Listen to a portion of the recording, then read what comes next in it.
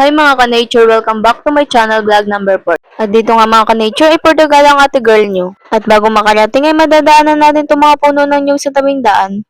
At dito nga mga ka-nature ay may nadaanan din kaming huli ng isda. Nakakatuwa at blessing na naman ito sa mga isda dito sa amin. Serve na ang ulam, may kita pa sila.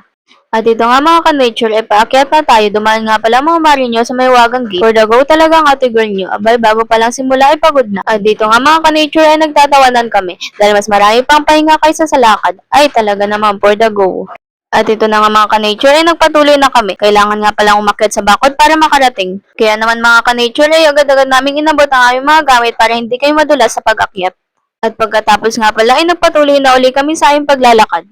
At finally nga mga ka-nature ay nandito na rin tayo sa bundok, makakapahinga na din tayo sa kubo. At habang ang nagpapahinga ay nagpapakyut pa ako dyan. At kala mo naman talaga ay kinaganda niya. At pagkatapos nga magpakyut ni ate girl nyo, na magpahinga ay nilibot natin itong bundok para makita nyo din ang ganda ng tanawin din sa amin. Ay for the go. O diba mga ka-nature kay ganda, pwedeng-pwede nyo isigaw mga pangalan ng crush nyo kaya may mga utang sa inyo. Bumalik nga muna ulit tayo sa kubo para mag-prepare kasi syempre ililibot pa namin kayo dito. At sa tingin ko nga mga ka-nature ay okay na kaya tara ilibot ko na kayo sa bundok. Para kahit papaano ay mabawasan ang problema nyo isipin pag nakita nyo ang ganda ng tanawin din eh. O diba mga ka-nature ay kay ganda, pwede nyo pagtaguan ang inyong napagutangan.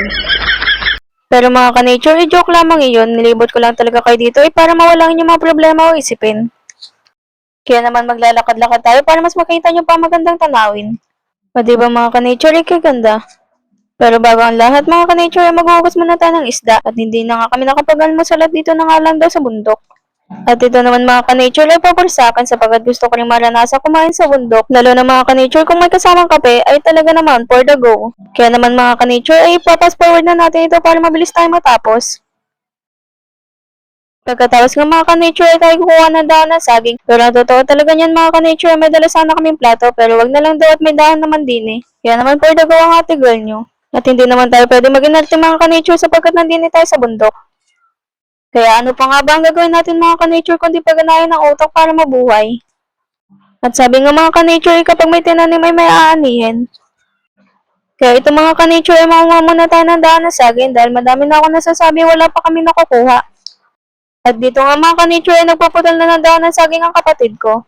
At sa pagbaba niya nga ng dahon mga ka-nature ay may nakita siyang bagsak na bunga. Nakakalungkot lang isipin sapagkat ito'y mura pa. Alam naman natin mga ka-nature kapag mura pa ang saging ay mabubulok lamang ito at hindi na mapapakinabangan. Kaya naman mga ka-nature ay kami nagpatuloy na. Pinas forward ko na nga lamang ito mga ka-nature at mahaba ang video. At pagdating natin dito mga ka-nature sa kubo ay may nakita tayong saging sa may tapat. Nakakatuwa lang mga ka-nature sapagkat ito hitik sa bunga. At meron din tayo mga ka-nature ditong tanim na kamote. At dito nga mga ka-nature, nagluluto kami gamit ang kahoy kaya kung mapapansin nyo ay for the pipe ang mga person. At habang nagluluto nga mga ka-nature ay sa ate girl nyo nakipag-chismisan pa ay talaga naman for the go. At ito nga mga ka-nature, kung hindi pa umusok ay hindi maaalala ang kanya niluluto ay talaga naman for the go. At hanggang dito na nga lang muna mga ka-nature at wala na akong masabi ay talaga naman for the go.